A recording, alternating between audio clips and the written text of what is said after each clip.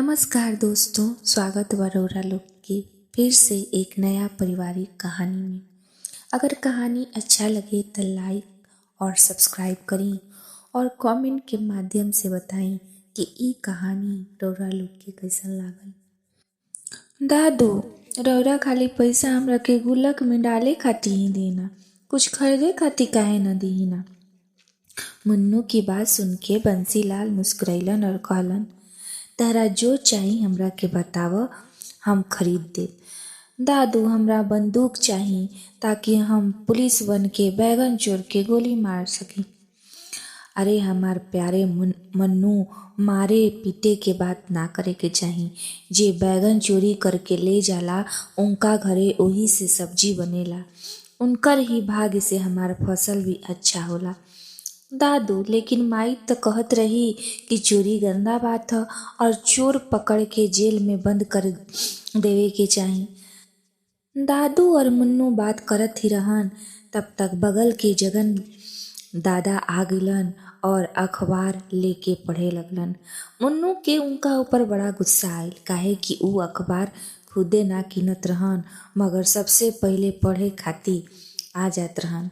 ओकरा बाद चाय के डिमांड त ऐसे करत रहन जैसे दूध चाय पत्ती उहे इंतजाम कइले बाड़न। मनु वह दिन से ज्यादा उनका पर चिढ़त रहे।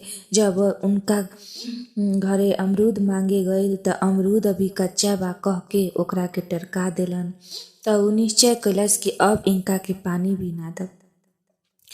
बंसीलाल से जगन लगभग 5 से 6 साल छोट रहन और रेलवे के गार्ड से रिटायर रहन। एक ही बात खातिर जगन लाल के लइकन पसंद करत रहन, काहे कि ऊ कभी कभी मजेदार और डरावनी कहानी सुनाइल करत रहन। मन्नू के बड़की बहिन शिल्पी अक्सर शाम के जगन दादा खातिर खूब दूध के चाय पिलावत रहे ताकि ऊ कहानी सुनावे के पहले एक बात कहत रहन, छुटकी बनाई प्याला चाय के, ओहमे डाली दूध आपन गाय के, न मिलाई अगर एहमे पानी, तब सुनाइब हम एक कहानी। दादी हमेशा कहत रही कि कंजूस देवर पता ना पैसा कहाँ रखियन, चाय भी आपन पैसा के ना पियलन और ना सुंदर कपड़ा, पता ना पैसा के का करियन। जगन लाल के कोई संतान ना रहे और उनकर मेहरारू भी आपन एक भतीजा के अपना पास रखले रहे। जगन के मेहरानू अनीता तो लड़ झगड़ के जगन से पैसा निकलवा लेत रहे, लेकिन गैस के युग में लकड़ी और उपला पर खाना बनावते बनावते उनका टीबी के बीमारी हो गई। ऊ अपन भतीजा के भी आपन उत्तराधिकार बनावल चाहत रहे, मगर कंजूस जगन 10वीं के फार्म भरे खातिर जब पैसा ना देलन तब भतीजा भी भाग के घरे चल गई। जगन के ससुराल में उनका पूरा शोर मचा रहे कि जगन फूफा सिर्फ सस्ता सस्ता सब्जी खरीदेलन, ज्यादा खुश होके पर बंसी फूफा के खेत से बैगन ले आवेलन। मन्नू जगत के आते देख अपन दादा के कंधा से उतर के घर में चल गई। बंसी और जगन आपस में बात करे लगलन त शिल्पी अखबार लाके सामने रख दिलस और कहलस कि दादाजी, जे पेपर के रउरा पढ़तानी उ काल के ह। जगन के घर से बुलावा आयल कि उनकर मेहरारू के तबीयत खराब हो गईल बा त चश्मा के समेटते हुए जगन घर की ओर दौड़लन। पीछे से मन्नू के पापा और दादी भी दौड़ली। थोड़ा ही देर में पता चलल कि ऊ मर गईली। पूरा गांव के लोग कहे लागल कि उनकर मौत जगन लाल के कंजूसी के कारण ही भइल। पत्नी के साध कर्म के बाद जगन के खाना अब मन्नू के यहाँ ही बने लागल। अब जगन लाल की कंजूसी भी कुछ कम हो गई रहे, मगर मन्नू अभी भी दादा से पैसा लेके गुल्लक में जमा करत रहे। 8वीं क्लास के संस्कृत के किताब के श्लोक ऊ पढ़त रहे, जेमे धन और पानी के संचय एक तरह के होखे के बात कह रहे।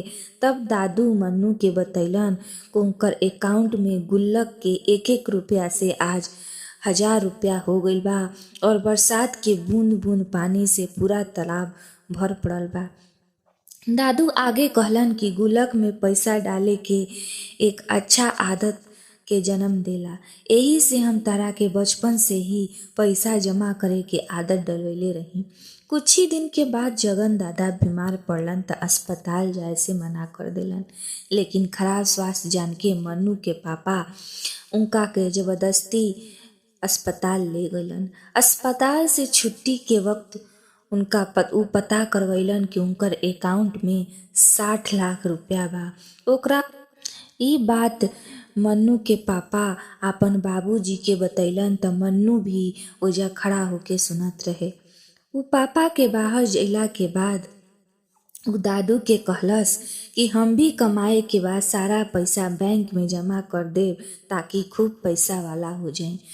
दादू समझैलन कि नाजायज खर्च न करना गुण बा और जायज खर्च न करना दुर्गुण।